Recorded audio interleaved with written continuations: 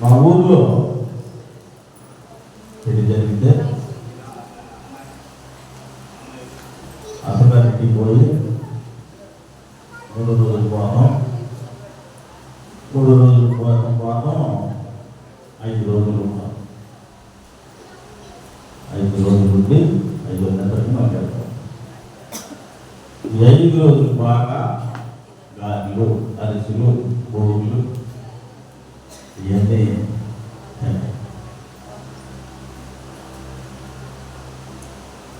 నేటి దినాల్లో అట్లా లేదుగా. ఆ పెళ్ళి 5 రోజులు సెలవు పెట్టుకోవడం, పెళ్లి చేసుకోవడం ఇవ్వాలి కాదు. అయితే మా ఊళ్ళో పోయి ఇంటూరు అమ్మాయి చేసుకున్నాడు. బాగా పెట్టుకొని బాగా ఇంటూరు అమ్మాయి చేసుకున్నాడు. కొద్దిగా అమాయకంగా ఉంటాడు, చదువుతాడు. గాలేనమ్మా నా పేరు. 12 మంది పిల్లలు ఉన్నారు. చెన్నోడు, శివోడు, ఈ పిచ్చారు, గాలి పిచ్చారు, అలాంటి వాళ్ళు అలాంటి అప్పుడు వీళ్ళందరూ కలిసి చెన్నోడు పెళ్ళి మన ఇంట్లో బాగా తీయాలి, గ్రాండ్ తీయాలని మన దగ్గరికి వస్తాడు. బ్యాండ్లు వేసి గాలి డేవిడ్ ఆయన పెరుగు డేవిడ్ గాలి డేవిడ్ ఆ బ్యాండ్ ఫుల్ బ్యాండ్ మాట్లాడి బాగా నిజవర్తన చేస్తున్నారు. కొద్దిగా అమాయకుడిగా గాలి పెడితే గాలి పెట్టినాడు, మాసం పెడితే మాసం చేస్తాడు. ఏది పెడుతుంది తింటానే ఉంటాడు. అది ఎప్పుడు కుర్రత్తం కదా, అప్పుడు తగ్గులే పెడుతుంది. బాగానే చేస్తున్నాడు, బాగానే వీటి బాగా ఉంటాయి, అంత బాగా. పెళ్ళి అయిపోతే 3 రోజులు నిద్రకు పోయా అని చెప్పి 50 మంది ఇంట్లోకి తీసుకెళ్ళి నిద్ర. మన ఊరు మన ఇష్టం మనం గెలిచాం. కొడుకూరు మనం కాదు. ఆడ పోయినాక ఆ రేతులు పోబెట్టి ఆ బాగా తిన్నాడు. బాగా 12 కొట్టిన టైంలో మిషన్ పగులు కొట్టినా ఇదివరకు రోజుల్లో మనలాగా లోపల దొడ్లు లేదా పానీ వాడలో బాత్రూమ్ ఇటు తీసుకోవడం బయట. సరే వీళ్ళు ఎక్కడ ఇంట్లో ఉంటారు కదా, పన్నీటిలోనే వాడు కొడుకు కొడుకున్నాడు. అమ్మ కోట సాగులో కొడుతాం. ఇక వాటికి వెళ్తున్నామా చేస్తాను. వెళ్ళి బయటకు వచ్చి పంపుతారు. అడిగితే ఎంత మించిన దాని లేదని మేము పంపుతాము కదా. కూర్చొని ఆ తర్వాత పొద్దున్న 4 మనకు 5 వరకు నాకు ఎలా లేవు. వెలుగు వచ్చింది 3-4 గంటలకి తప్పదు. వెలికి వచ్చి అలా వచ్చి అయ్యో 4 అవుతుంది పిల్లలు నీళ్ళు కాయాలని పంపుతారు. తీసి గెరగరా ఈ విద్య మర్చిపోతుంది. ఇదే వాసన అని ఆమె అనుకోలేక కళ్ళద్దాలు కూడా కళ్ళంతా ఉడిపించారు. ఎందుకంటే పైకి ఒకటి లోపల భక్తి కలిగిన వాడు ఎప్పుడు భక్తిగానే ఉంటాడు. అమాయకుడు ఎక్కడైనా వాడు అమాయకుడే. ముదురుతనంలో ఉండే అమాయకులు నటించిన వాడికి కుదరదు. అమాయకుడు కాబట్టి అమాయకంగానే తన జీవితాన్ని కొనసాగిస్తూ ఉన్నాడు. అందుకనే ఆ పక్షిని ఇదని మొదలైన జ్ఞాపకం చేస్తుంది. ఆగస్టు మాసంలో 9వ తారీఖున మనం చూసాం. భారతదేశం మొత్తము భయభ్రాంతులకు గురైపోయినటువంటి దినమాదినము. జూనియర్ డాక్టర్ని అతి భయానకముగా చేతులు విరగొట్టారు, కాళ్ళు విరగొట్టారు, ప్రక్కటముకులు విరగొట్టారు. ఈ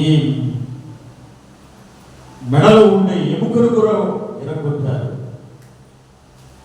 మరి ఎంతమంది ఆమెను అత్యాచారం చేశారు మనకైతే ఇంకా తెలియదు. కానీ ఆమె శరీరం నుండి 150 ml స్వాముడి ఉన్నట్లు కనుగొన్నారు.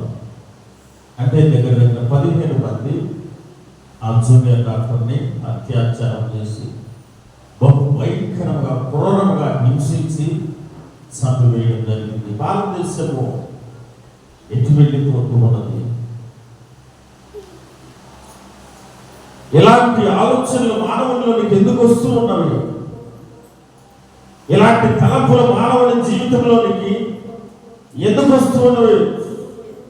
సాటి మనిషి కదా, సాటి సహోదరి కదా, లేదా సహోదరుడు కదా, చంపాలి, హింసించాలి, క్రూరంగా ప్రవర్తించాలి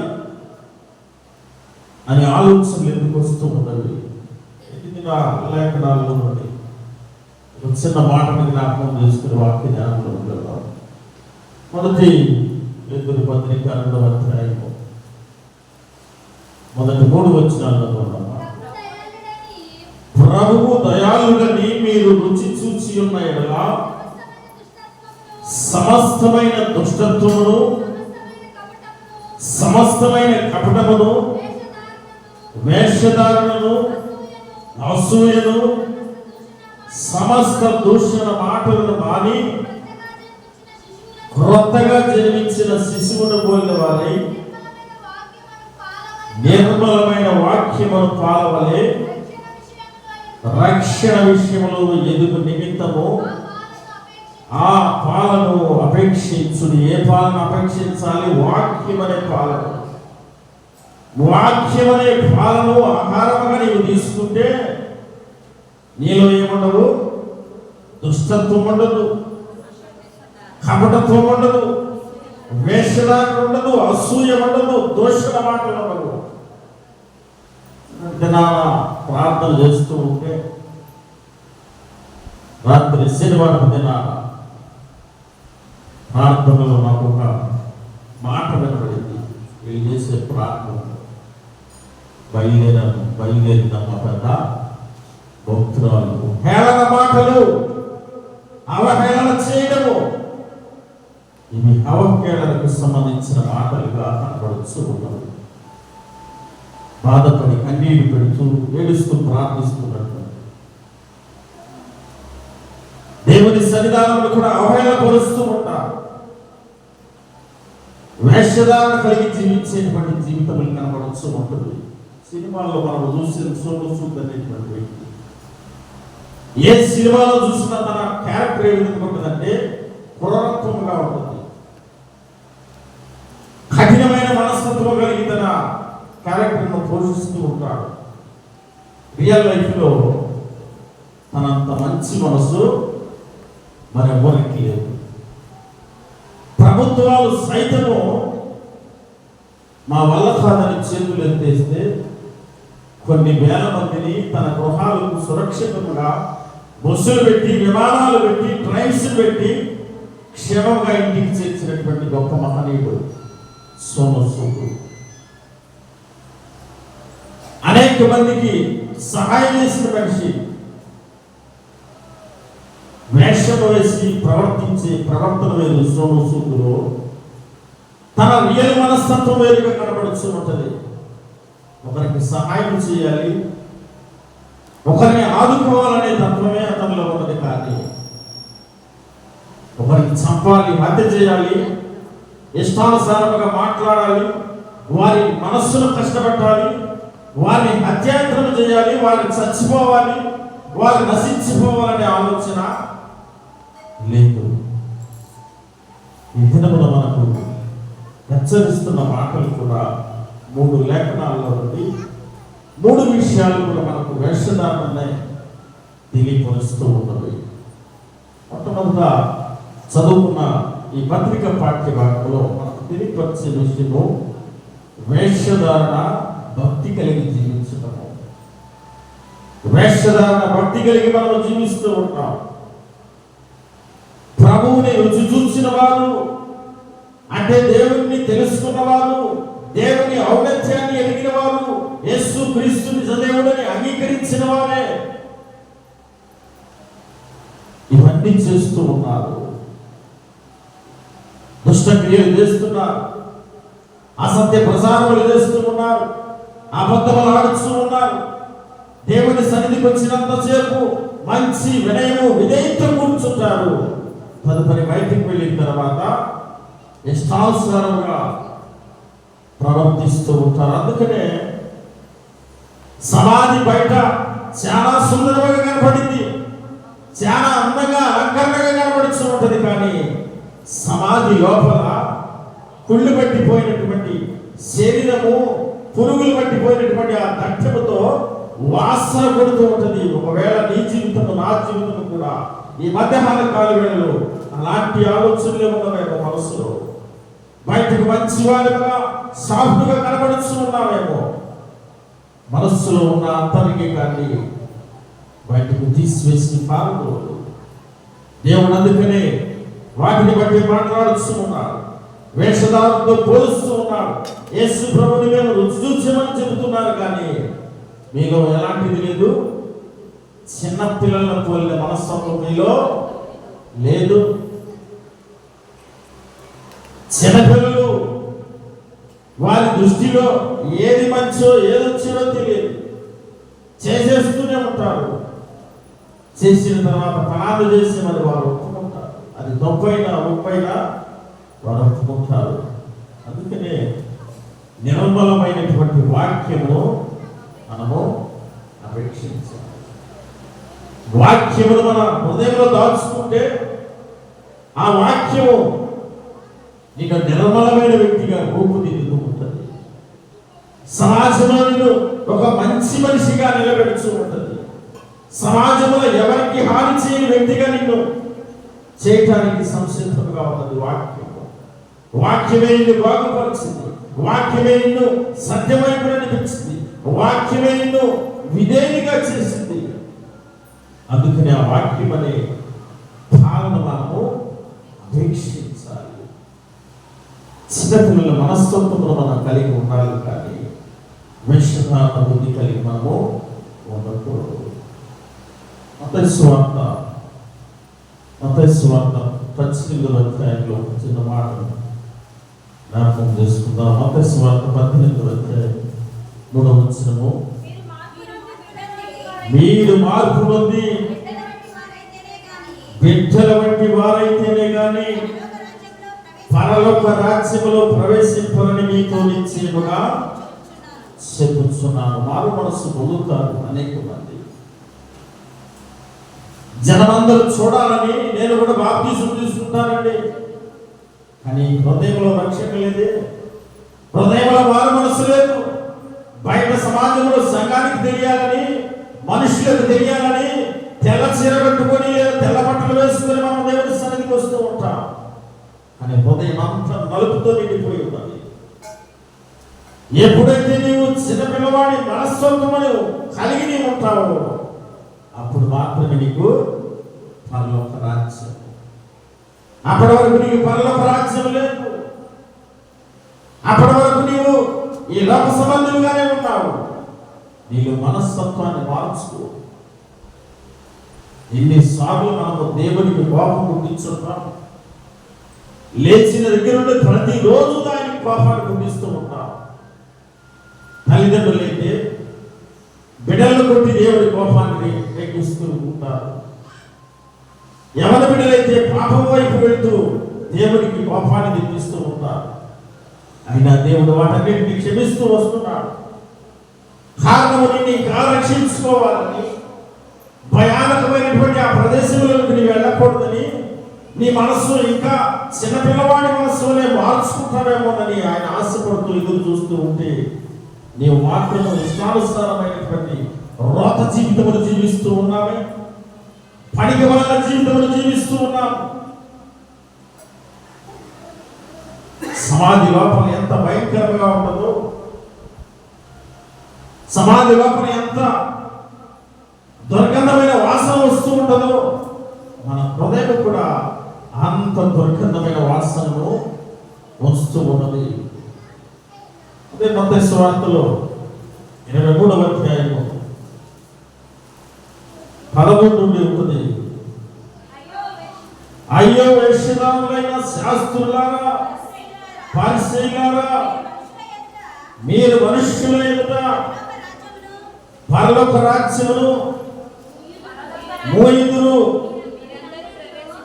మీరందులో ప్రవేశింపరు, ప్రవేశించు వారిని ప్రవేశించనీయులు.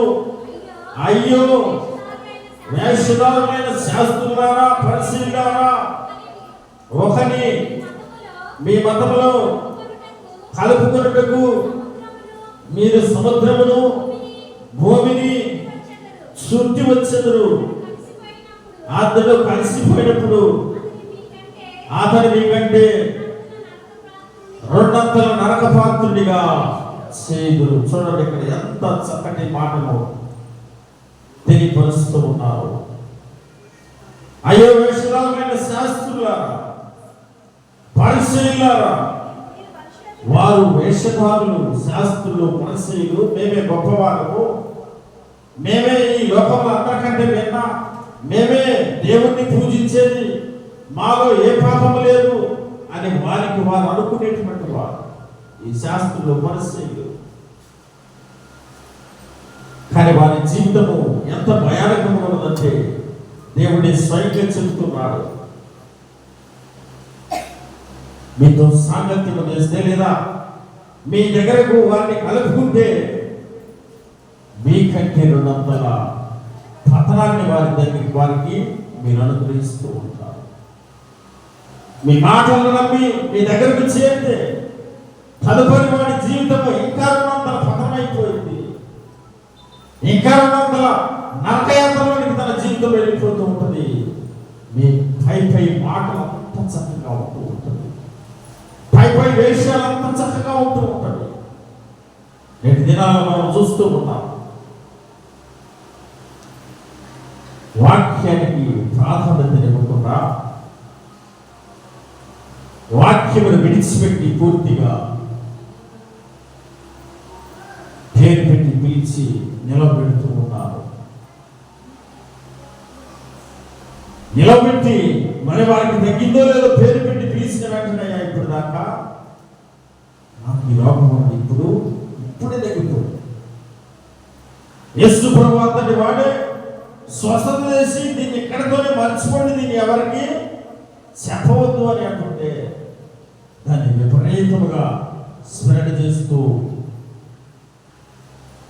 చెడు వైపున మనుషులను నడిపిస్తూ ఉన్నారు. చివరికి వారు యేసు ప్రభువు మీద నమ్మకం ఉంచడం లేదు, యేసు ప్రభువు ప్రార్థన మీద నమ్మకం ఉంచడం లేదు, యేసు ప్రభువు వాక్యం మీద వారు నమ్మకం ఉంచడం లేదు. ఆయన చేస్తే తగ్గిందయ్యా, ఎవరు చేస్తే ఆయన చేస్తే ఆయన ఏం చేశాడు? ఆయన ప్రార్థన చెప్తే తగ్గింది, కానీ యేసు ప్రభువు చెప్తే తగ్గలేదు. ఇదే రెండంతల నమ్మకం, ఇదే రెండంతల శిక్ష అంటే, ఇదే రెండంతల పాతాళం అంటే నీలో ఉన్న భక్తిని కూడా తీసివేసి నిన్ను చెడు వైపుకి నడిపిస్తూ ఉన్నారు. వేషధారుల వైపు నీవు సాగత్యం చేసి వేషధారులలోనికి నీ జీవితం వెళ్ళిపోతున్నది. ఉన్న భక్తి పోయి నీ భక్తి ఎండిపోతున్నది, విగ్రహారాధన వైపు వెళ్ళిపోయి చివరకు పతనావస్థలోనికి నీ జీవితము వెళ్ళిపోతున్నది. ప్రియమైనటువంటి దేవుని బిడ్డలారా, దేవుని రాజ్యంలోనికి వెళ్ళే వారిని వెళ్ళనీయకుండా వారిని వీరి వైపు తిప్పుకొని వీరి జీవితాన్ని పూర్తిగా విగ్రహారాధన వైపు మళ్ళిస్తూ ఉన్నారు. నిబంధన కాల వేళలో నీ భక్తి నా భక్తి ఎలాంటి విషయం వైపు బయలు చేస్తూ ఉన్నది. చర్చలో ఉన్నంతసేపు మాత్రమే నీ భక్తి బయటకు వెళ్ళిన తర్వాత నీ భక్తిలో విశ్వాసం ఉండటం లేదు. అందుకని ఈ పత్రిక వాటిలోకి నీకు వస్తూ ఉంది. ఎక్కువ దయాళుడు ప్రభువు దయాళుడని నేను రుచి చూసి ఎరిగి తిరిగదయ్యా, ఎరిగి కరెక్ట్గా. మరి నీలో ఏమిటి భక్తి? ఈ వేషధారణ భక్తి లేమిటి? ఈ దుష్ట సాంగత్యం లేమిటి? ఈ చెడు మాటలేమిటి? ఈ అబద్ధ తలంపులేమిటి? ఈ ఇతరుల మధ్య ఇతరులకు ఒకరికొకరి మధ్య తగులు వంటి విషయాలు ఇవన్నీ ఏమిటాయి? నీ ఆలోచనలు నీ హృదయాల్లో ఒక్కొక్కరు ఉంటారు.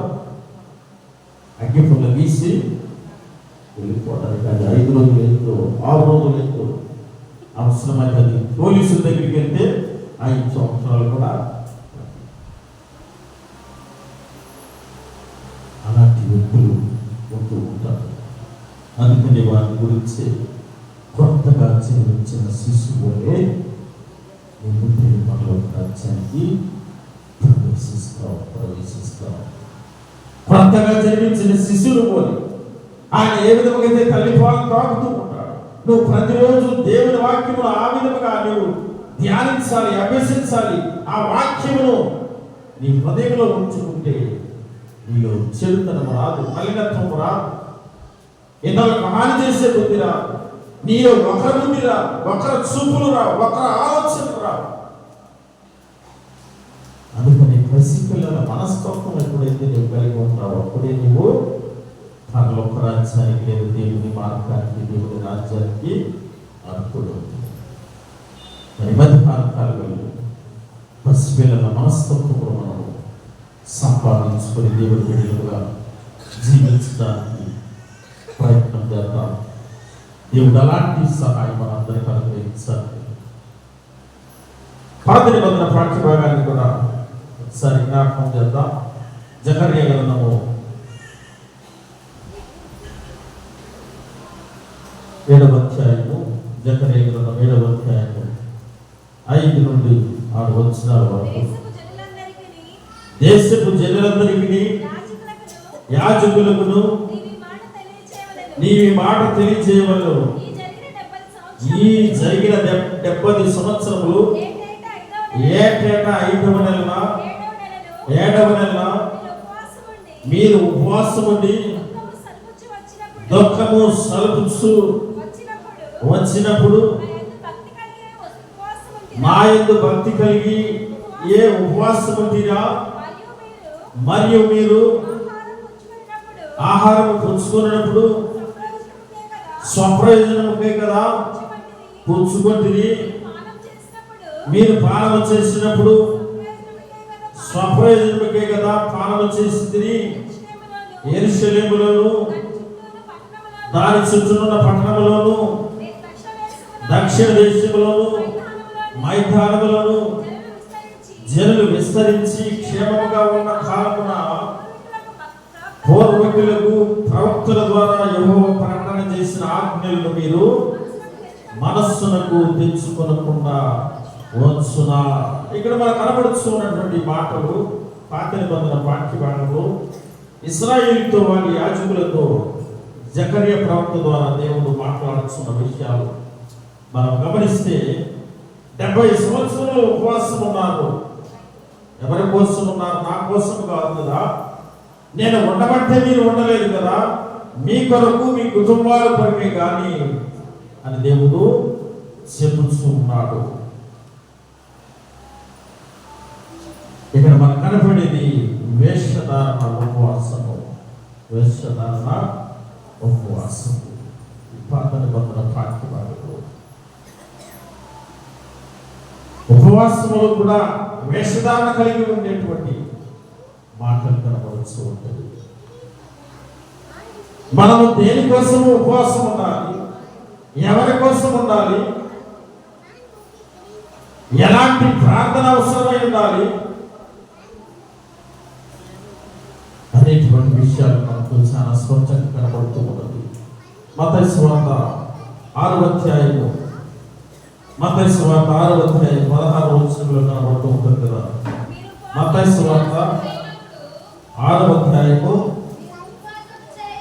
మీరు ఉపవాసము చేయనప్పుడు వేషధారుల వలె దుఃఖముఖులై ఉండకుడి, తాము ఉపవాసము చేయించున్నట్లు మనుషులకు కనబడవలని వారు తమ ముఖములను వికారము చేసుకుందురు.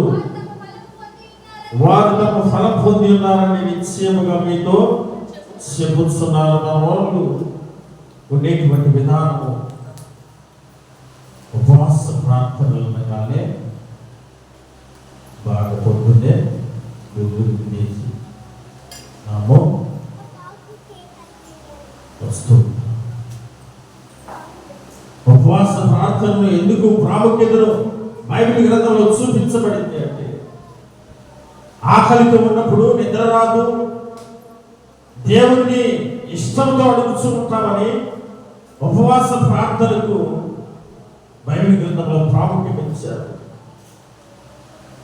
కొందరు వేషధార ఉపవాసం అంటే ఉపవాస ప్రార్థన అనగానే ముఖమంతా చిన్నముచ్చుకుపోయి ముఖంలో నీరసం కనబడుతూ ఉంటుంది. మనం చెప్పనవసరం లేదు, ఇక ఇప్పుడు దాకా ఎక్కడికి వెళ్తున్నాం అని మనం అడగవసరం లేదు, ఆమె చెప్పనవసరం లేదు. ముఖంలోనే కనబడుతూ ఉంటుంది ఉపవాసం. నిజమే కావాలయ్యా, 3 రోజుల నుంచి ఉపవాసం ఉంటుంది కావాలా, అసలు లేదు అనేటువంటి జనం వచ్చిందని మనం అందరం అనుకుంటున్నాం. ఆహారం తినబుద్ధిగా కానీ వాళ్ళు ఉంటుంది నా రొట్టె మనయ్యా అనేది చెప్పి రొట్టెల మీద రొట్టెలు పాలలో వేసుకొని తింటానే ఉన్నాయి. అని వాడే వాడ నా రోజులు అక్కడ ఉన్నానయ్యా, అమ్మమో తినలేదు, డాక్టర్ గారు తినవుతానయ్యా అనేటువంటి మాట మనము చెప్తూ ఉంటాం. వీరు కూడా వీరి అవసరం కోసము వీరుండి దేవుని మీద చెప్తూ ఉన్నారు. ఇశ్రాయేలు ఎక్కడ కూడా దేవుడు పొందుతున్నారు, ఎక్కడ కూడా వారికి ఆటంకపడానికి. అయినప్పటికీ దేవునికి విధేయులైనటువంటి జీవితంలో వీరు జీవించుకున్న వేషధారణ కలిగినటువంటి జీవితంలో జీవించిన వారు ఇశ్రాయేలు. కొండ ప్రాంతంలో, అరణ్య ప్రాంతంలో దేవుడు వారిని నడిపించిన విధానం చూస్తే, అయ్యా ఈ కొండ ప్రాంతంలో లేదా ఈ అరణ్య ప్రాంతంలో తినడానికి ఏమీ లేదు కదా, మాకు ఆహారం వేస్తూ ఉన్నదంటే ఆకాశమునుడి విస్తారమైనటువంటి మన్నాను దేవుడు వారి కొరకు అనుగ్రహించి ఉన్నాడు. త్రాగడానికి నీరు అంటే చేదు నీరు ఉన్నప్పటికీ వాటి చేదు నీటిని మంచి నీటిగా మార్చింది. నువ్వు ఇష్ట ప్రకారంగా దేవుని కొరకు పనిచేస్తే నీలో ఆ దుఃఖము లేదా వికారము కనపడనే కనపడదు. దేవుడు తన రూపంలో ఏదో ఒక రూపంలో నీకు శక్తిని అనుగ్రహిస్తూనే ఉంటాడు, నీకు ఆరోగ్యం ఇస్తూనే ఉంటాడు, తేజస్సు కనబడుతూనే ఉంటుంది. యేసు ప్రభువు కూడా పగటి కాలం అంతా సువార్త ప్రకటించి రాత్రి కాలం అంతా ఒంటరిగా ఉండి ప్రార్థన చేసేవాడు.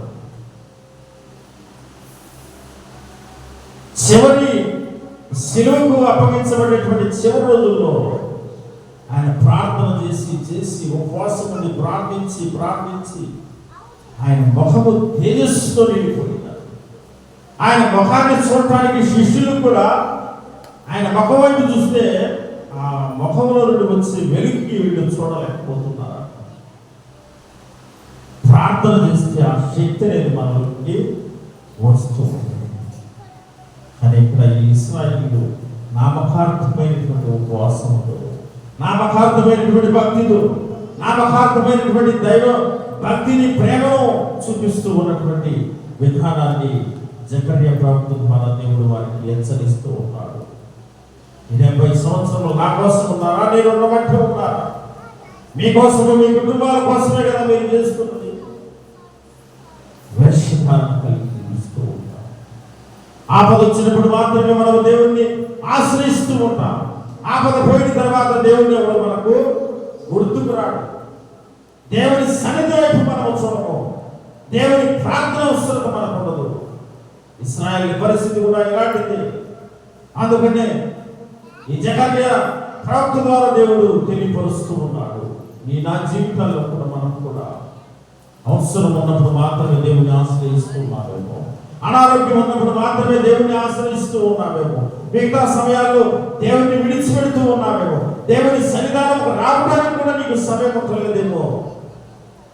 బాధ కలిగితే మాత్రము సమయం ఉంటుంది, బాధ లేకపోతే నీకు సమయమే ఉండదు. ప్రియమైనటువంటి దేవుడు విడినారు. అందుకని అలాంటి సమయంలోనే నేను ఉండమంటే మీరున్నారా?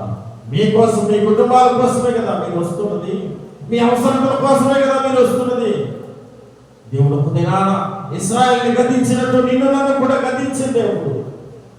ఇశ్రాయేలు వైపు విముఖత చూపుతున్నట్టు నీ వైపు నా వైపు కూడా ఆయన విముఖత చూపే దేవుడిగా మన జీవితాల్లోకి వస్తూ ఉంటాడేమో. ప్రియమైనటువంటి దేవుడు బిడ్డలారా, ఒకవేళ వేషధారమైన ఉపవాస ప్రార్థనలు, వేషధారమైన ఆ సన్నిధిలో కూర్చోవడము, వేషధారమైనటువంటి కాసేపు కూర్చొని ఆయన మాటలు వినడానికి ఏదో కాలయపరచేయడానికి వస్తూ ఉన్నారేమో. అలాంటి వేషధారణ భక్తి నేను పరలోకానికి చేర్చుకో. ఒకవేళ నీ కుటుంబ సభ్యులు నీ భర్త దగ్గర లేదా నీ బిడ్డల దగ్గర ప్రార్థన పనులు అర్పించుకుంటావేమో, కానీ దేవుని దగ్గర మాత్రం అలాంటిది ఉండదు.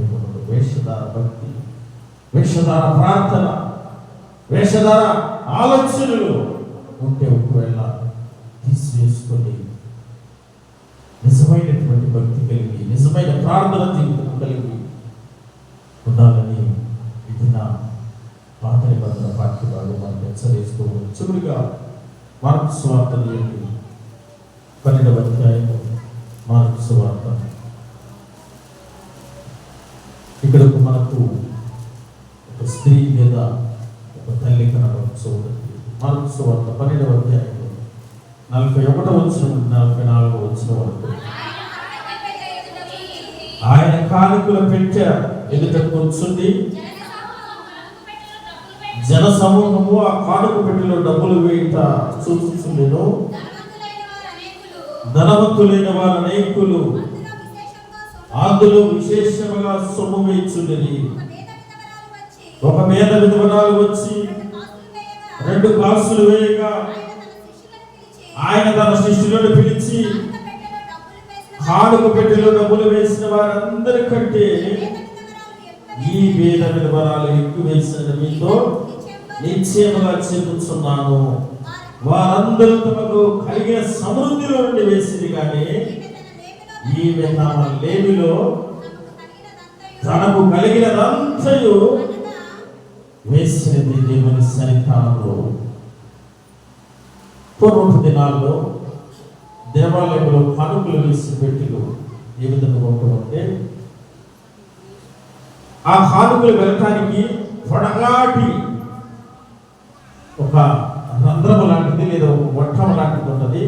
కింద ఆ బాక్స్ ఉంటుంది. వచ్చిన వారందరూ అందరికంటే ముందు వచ్చి అక్కడికి వచ్చి కానుకలు వేస్తూ ఉంటారు. ఎక్కువ మంది ధనికులు ఎక్కువసేపు నుంచొని ఒకదాని వెంట ఒకటి వేస్తూ ఉంటారు. అందరి ముందు వేషధారణ కలిగి వేయటానికి. నేను ఎక్కువసేపు నుంచొని కానుకలు వేస్తూ ఉన్నానంటే ఎక్కువ కాయిన్స్ వేస్తున్నాడో లేదా ఎక్కువ కాగితములు దేవుని సన్నిధానంలో కానుకలు వేస్తున్నానని అనుకునేవారంట. అలా ఒక్కొక్కరు వెళ్ళి వాటిలో వేసి వేసి వేసి వస్తూ ఉంటారంట. కానీ ఈ పేద విధవరాలు, వృద్ధాప్యంలో ఉన్న విధవరాలు, తనకు బిడ్డలు ఉన్నారో లేరో కూడా తెలియదు. ఆ పేద విధవరాలు తన దగ్గర ఉన్న ఆ 2 కాయిన్స్ కాసులను ఒక్కసారి వేసిందంట. వెంటనే తిరిగి వచ్చిందంట. యేసు ప్రభువు అక్కడ కూర్చొని చూస్తూనే ఉన్నాడు, గమనిస్తూనే ఉన్నాడు. ఆమె వేసిన ఆ కానుక కాయిన్స్ లోపలికి వెళ్ళి ఉంటుంది. ఆమె ముఖంలో సంతోషం కనపడుచున్నది. నా దగ్గర ఉన్నటువంటి ఆస్తిని అంతటిని నా దేవునికి సన్నిధానంలో నేను సమర్పించాను. నన్ను చూసుకునేది ఆయనే కదా.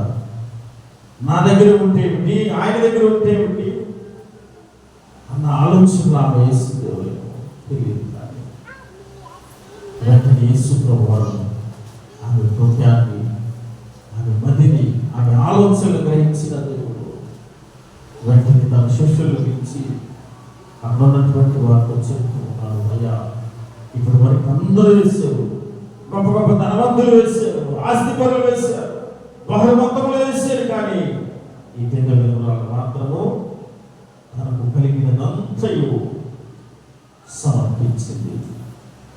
తన దగ్గరికి అవే ఉన్న 2 కాసులే, ఆ 2 కాసులు తీసుకువెళ్ళి దేవుని సన్నిధానంలో కానుకగా వేసింది. నీవు కూడా లోకము వైపు సర్వ జీవితము దేవుని సన్నిధానంలో సర్వ జీవితం జీవిస్తూ ఉన్నాడు. దేవుడికి ఇచ్చే సమయం 2 గంటలు 3 గంటలు వచ్చి మనం కూర్చుంటున్నామేమో. మిగతా సమయం అంతా కూడా మనము బయట కాలక్షేపంకు, లోక సంబంధమైన వాటి వరకు మన సమయాన్ని పెంచిస్తూ ఉన్నాడు. నిజమైన భక్తి నీలో లేదేమో, నిజమైన సమర్పణ నీలో లేదేమో, ఆయనకి ఇవ్వవలసిన సమయాన్ని ఇష్టపూర్వకంగా నీవు ఇవ్వటం లేదేమో. ఇదే విధంగా తనకున్న సమస్తాన్ని ఆయన సన్నిధానంలో సమర్పించుకోవాలి. లూకాసు వార్త 18వ అధ్యాయము, లూకాసు వార్త 18వ అధ్యాయము 11 నుండి చూడనమ్మా. పరిసయ్యుడు నిలవబడి, దేవా, నేను చోరులను అన్యాయస్తులను వ్యభిచారులైన ఇతర మనుషుల వలనైనను ఈ సుంకరి వలనైనను ఉన్నందుకు నీకు కృతజ్ఞతాస్తుతులు చెల్లించుచున్నానంట.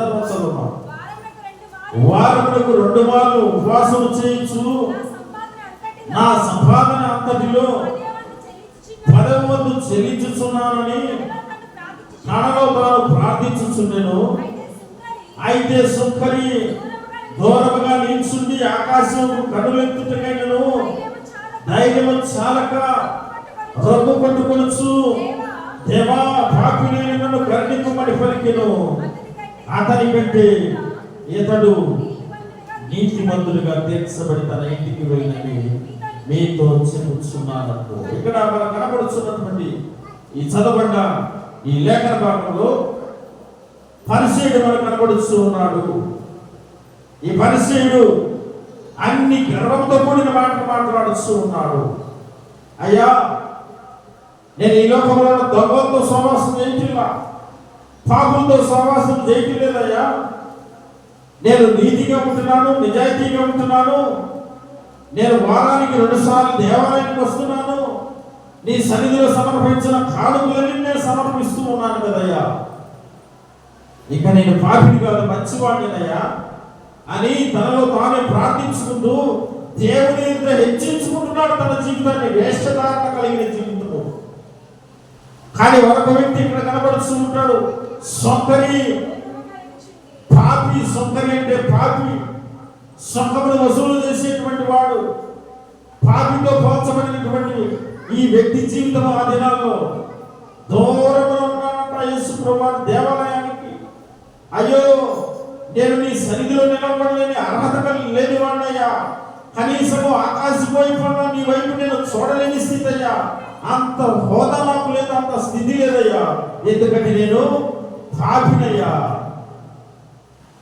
నీకు ప్రార్థించే శక్తి కూడా నాకు అవసరం లేదయ్యా. అంత గొప్పవాడి కాదయ్యా.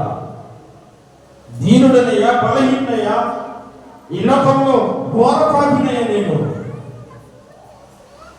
రొమ్ము కొట్టుకొచ్చు ఆకాశం వైపుకు కనులెత్తాడు. దేవుడు కనబడుచు ఉంటాడేమో. దేవుడు నా ప్రార్థన చూస్తాడే. ఆలోచనతో నిజమైన ప్రార్థన చేసేటప్పుడు సొంకరి ఆయన ప్రార్థన దేవుడు కనులారా చూస్తూ ఉన్నాడు, ఆలకిస్తూ ఉన్నాడు. వేషధారణ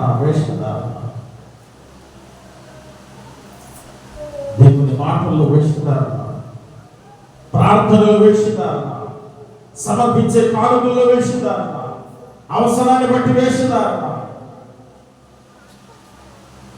అందుకనే పసి బిడ్డలను పోలిన వారైతే మీ జీవితము దేవుని రాజ్యంలో ఉంటుంది.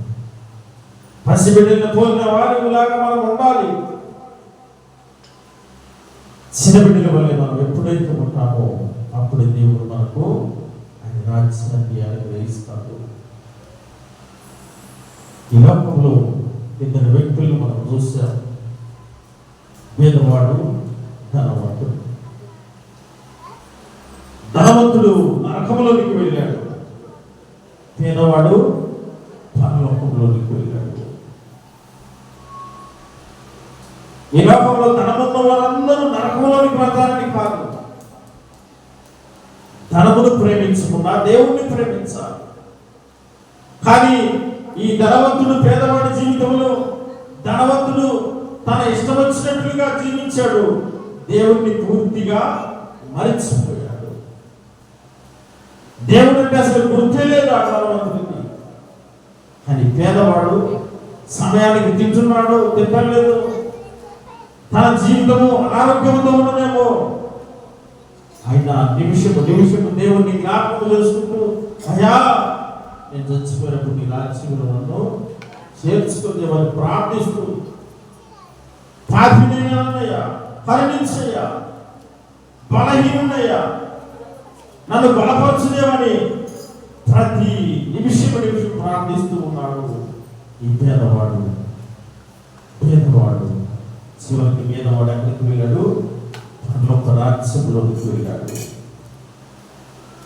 ఈ ధనవంతుడు మాత్రము నరకంలోకి వెళ్ళిపోయి అప్పుడు అరుస్తున్నాడు, అయ్యో లోకంలో ఉన్నంతసేపు నేను ఇదే లోకం అనుకున్నాను, ఇదే జీవితం అనుకున్నాను, ఇష్టం వచ్చినట్లు జీవించాను, కానీ ఏ తిరుమల నాకు దేవుడు గుర్తుకు రాలేదు కదయ్యా. ఈ తిరుమల నాకు దేవుడు గుర్తొస్తున్నాడు. ఎక్కడున్నప్పుడు గుర్తొస్తున్నాడు? నరకములో ఉన్నప్పుడు గుర్తొస్తున్నాడు దేవుడు. అందుకనే మనకు 50 సంవత్సరములు, 60 సంవత్సరములు, 70 సంవత్సరములు, 80 సంవత్సరములు ఆయుష్ ఇచ్చాడు. ఈ మధ్యలో దేవుడు నీకు గుర్తొస్తే నీవు కూడా పరలోకంలో ఉంటావు. నీ ఇష్టానుసారముగా నేను ఇదే విధంగా జీవిస్తాను అనుకుంటే నరకంలోకి వెళ్ళిన తర్వాత నీకు దేవుడి గురించి ఆలోచన చేసిన ఉపయోగము ఉండదు. దేవుడిచ్చిన సమయము, దేవుడిచ్చిన ఆయుష్, దేవుడిచ్చిన శక్తి, ఈ 70 సంవత్సరంలో నువ్వు దేవుని గుర్తింపు. ఈ గుర్తిరిగిన కొద్ది కాలంలోనే నీ మనస్తత్వంలో చిన్నపిల్లవాడి మనస్తత్వంగా మార్చుకో. నీ హృదయంలో ఉన్న చెడునంతటిని తీసివేయి. నీ హృదయంలో ఉన్న ఈర్ష్యను, చెడుతనమును, కక్షలను, కుతంత్రాలను ఇవన్నిటిని తీసివేసి పసిపిల్లవాడి మనస్సు, చిన్నపిల్లవాడి మనస్సు ఎంత నిర్మలముగా ఉంటుందో అంత నిర్మలమైన మనస్సు కలిగి జీవించు. తప్పకుండా దేవుడు పరలోక రాజ్యానికి చేరుస్తాడు. ప్రియమైనటువంటి దేవుడు ఫిలిప్పీలకు రాసిన పత్రిక చివరి పాట, ఫిలిప్పీలకు రాసిన పత్రిక 3వ అధ్యాయం 20వ వాక్యాన్ని ఒకసారి చదువుతామా? ఫిలిప్పీలకు రాసిన పత్రిక, మన పౌరస్థితి పరలోకమందున్నది, అక్కడ నుండి ప్రభువైన యేసు క్రీస్తు అను రక్షకుని నిమిత్తము మన పౌరస్థితి ఎక్కడ ఉన్నదమ్మా? పరలోకంలో ఉన్నది. ఇండియాలో ఉంటారు, ఇక్కడే వెదిగి, ఇక్కడే చదువుకుని, ఇక్కడే ఆస్తులు సంపాదించుకుని అమెరికా వెళ్ళి 5 లేదా 10 సంవత్సరాలు ఉన్న తర్వాత పౌరసత్వాన్ని మార్చుకుంటూ ఉంటారు. ఈ లోకంలో మనం మార్చుకోవచ్చేమో, కానీ అది కొద్ది దినములు మాత్రమే. నీ పౌరస్థితి అక్కడ అసలు ఎక్కడ ఉండాలి? పరలోకంలో ఉండాలి. అక్కడ నీకు ఆయుష్ 70 సంవత్సరాలు లేదా 100 సంవత్సరాలు కాదు, ఎప్పుడు కూడా చిరకాలము, యుగయుగములు నీవు చిన్నపిల్లవాడిలాగే ఉంటావు. నీకు ముసలితనం రాదు, నీకు అనారోగ్యం రాదు, నీకు ఆకలి రాదు. నిత్యములు చిన్నపిల్లవాడి వల్ల, నిర్మలమైన మనసు కలిగిన వాడి వల్ల నువ్వు ఉంటూ ఉంటావు. నీ అసలు పౌరసత్వము పరలోక రాజ్యంలో ఉన్నది. ఆ పౌరసత్వం కొరకు నీవు ప్రాకులాడాలి. కానీ ఈ లోక సంబంధమైన పౌరసత్వాల కోసం, ఈ లోక సంబంధమైన వాటి కోసము, లేదా ఈ లోక సంబంధమైన వేషధారణ భక్తి కలిగి నీవు జీవిస్తే జీవితం అంతా నరకంలోనే అనుభవిస్తావు. అక్కడ కనీసం 10 నిమిషాలు కూడా, 10 నిమిషాలు కాదు, 1 నిమిషం కూడా మానవులమైన మానవుడు. దేవుడు ఎంత గొప్పవాడు కదయ్యా, ఎంత ప్రేమ కలిగిన వాడు కదయ్యా. నరకాన్ని ఎందుకు సృష్టించాడయ్యా, నరకాన్ని ఎందుకు చేశాడయ్యా అని అనేక మందిలో సందేహం రావచ్చు. దేవుడు అందుకునే తన ప్రియకుమారుడిని నరకము నుండి తప్పించడానికి, నరకములను పడకుండా ఉండటానికి ఆయన ప్రియకుమారుడిని నీ కోసము ఈ భూలోకానికి పంపించి ఈ భూలోకంలో ఒక మార్గం చూపించాడు. ఇలా జీవించయ్యా, ఇలా నడుచుకోయ్యా చెప్పి నేర్పించి వెళ్ళాడు. కానీ దేవునికి వ్యతిరేకంగా మనము జీవిస్తూ ఉన్నాం. దేవుని కార్యక్రమాలకు వ్యతిరేకంగా మనం ఉంటున్నాం. దేవుని వాక్యానికి మనం విరోధులుగా ఉంటున్నాం. దేవుని సేవకులుగా విరోధులుగా ఉంటున్నాం. ఈ విధంగా ఉంటూ ఉన్నది. వేషధారణ కలిగి జీవిస్తూ ఉన్నాడు. వేషధారణ భక్తి కలిగి జీవిస్తూ ఉన్నాడు. వేషధారణ ఉపవాసం కలిగి ఉంటూ ఉన్నావేమో. వేషధారణ సమర్పణ కలిగి నీవు ఉంటూ ఉన్నావేమో. పేద విధవరాలు తనకున్నదంతా సమర్పించింది. తన హృదయాన్ని, తన జీవితాన్ని, తన ధనమును, సమస్తమును దేవుని సన్నిధిలో సమర్పించుకుని నీవే నాకు నీకయ్యా, నీవే నడిపించు. యేసు ప్రభువు దగ్గర ఉన్నామే సాక్ష్యాలు పొందుతున్నారు. సాక్ష్యాలు ఎంత గొప్ప సాక్ష్యం ఆమె జీవితంలో. నీ నా జీవితంలో మన గురించి కనీసం మన ఇంటి పక్కన వారు కూడా సాక్ష్యం చెప్పరే. ఈ పిల్లవాడు మంచోడు, ఈయన మంచిది అని మన ఇంటి పక్కన వారు కూడా చెప్పరే. యేసు ప్రభువు దగ్గర నుండి ఆ పేద విలువరాలు సాక్ష్యాన్ని పొందుకున్నదంటే ఎంత గొప్ప సమర్పణ కలిగి తన జీవితంలో మన గురించి మన భార్య సాక్ష్యం చెప్పదు. నా భర్త మంచోడు, మన గురించి మన భర్త సాక్ష్యం చెప్పరు. నా భార్య చాలా మంచిదండి, ప్రయాణికి వెళ్ళగానే అన్నం పెట్టిందండి, ప్రయాణికి వెళ్ళగానే నీరు దొరుకుతుంది, నాకు ఆరోగ్యం బాగపోతే దగ్గరను చూసుకుంటుందండి. ఏ భర్త అయినా నీ గురించి సాక్ష్యం చెబుతున్నాను. నీ భర్త ఏ దినమైనా నీ భర్త నిన్ను పోగొడుతూ ఉన్నాడా? భర్తసేపు అటు ఇటు అడావుగా వెళ్ళిపోయిన తర్వాత వెళ్ళాడు. సినిమాలు, నాటకాలు, సీరియల్స్, లేదంటే అక్కడెక్కడ కూర్చుని మాయ మాటలు ముచ్చట్లు చెప్పుకుంటూ కాలయాపన చేస్తూ వారికి వీరికి విభేదాలు సృష్టిస్తూ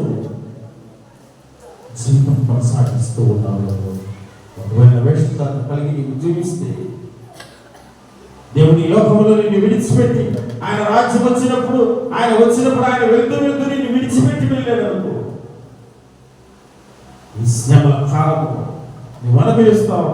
తదుపరి ఆ శ్రమాంతరము నరకములో పడవేయబడతావు. నరకములో నీవు ఒక్క సెకను కూడా తట్టుకోలేవు. ఒక్క సెకను కూడా నీవు అక్కడ ఉన్న బాధను అనుభవించదు. 50 డిగ్రీల సెల్సియస్ వరకు ఎండ వస్తేనే అల్లాడిపోతున్నావు.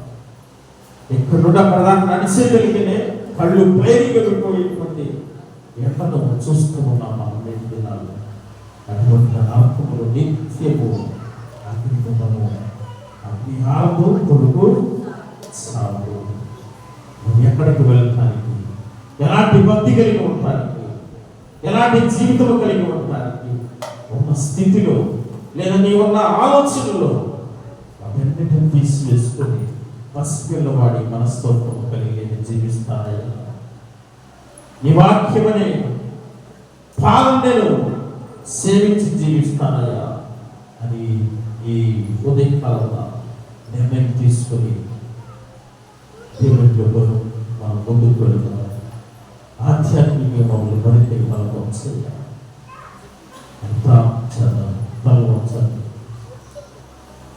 పరిశుద్ధులు దేవా, ప్రేమ కలిగిన ఇదే కూడా వేషధారణ జీవితం గురించి మాకు మాట్లాడినంతో 3 విషయాలు వేషధారణ గురించి. వేషధారణ భక్తి కలిగి ఉన్నది, వేషధారణ ఉపవాసం ఉన్నది, వేషధారణ సమర్పణ ఉన్నది. ఇవన్నీ మా జీవితాల్లో కనబడవచ్చు. నిజమైన కుటుంబంలో మెప్పు కోసం ప్రార్థనలు వస్తున్నాం. సమాజము అందరూ మంచిగా అనుకోవాలని బాప్తిసం పొందాము. కానీ అది పేరుకు మాత్రమే కదా, నిజమైన మారు మనసు మాలో లేదు ప్రభువా. తండ్రి దినముల ప్రభువా, పేద విధురాలు ఏమి తుగేది తరపున సమస్తాన్ని హృదయాన్ని మీ దేవాలయంలో సమర్పించుకుని సమస్తాన్ని మీ సన్నిధానంలో తన జీవితంలో మీకు ఇచ్చేసుకున్నాడు. ఈ దినముల ప్రభువా, మేము కూడా ప్రభువా మా జీవితాన్ని మీ సన్నిధానంలో సమర్పిస్తున్నాం. ఇక నుండి ఈ దినం నుండి ప్రభువా మా జీవితం అంతా మీ కొరకే బ్రతుకుతున్నాం ప్రభువా. మా పౌరసత్వము ఈ లోకంలో లేదయ్యా, పరలోక రాజ్యంలో ఉందయ్యా. ఆ పౌరసత్వాన్ని పొందుకొని ఆ పౌరసత్వాన్ని మేము పుంజుకొని ప్రభువా ఈ రాజ్యంలో నిరంతరం ఉండాలని, మీతో కలిసి ఉండాలని మేము ఆశపడుతూ ఉన్నాం ప్రభువా. వాళ్ళు తండ్రి ఒకవేళ సాతాను నుండి మా మనస్సు తప్పుడు ఆలోచనలు, తప్పుడు తలపులు, తప్పుడు క్రియలతో ప్రభువా మమ్మల్ని ముందుకు నడిపిస్తున్నాడయ్యా సాతాను. ఆ సాతాను మాల నుండి తీసివేయ. ఈ దినమనే మా జీవితాలు చిన్నపిల్లవాడి మనస్వత్వమును మీరు అనుగ్రహించి మమ్మల్ని బలపరచండి. మా ప్రభువుని యేసునామమున గుడికి వచ్చున్నాము తండ్రి. నేను సమస్త జ్ఞానం మించిన దేవుని సమాధానం యేసుక్రీస్తు వలన మీ హృదయములకు మీ తలంపులకు కావలని నిర్ణయించునుగాక.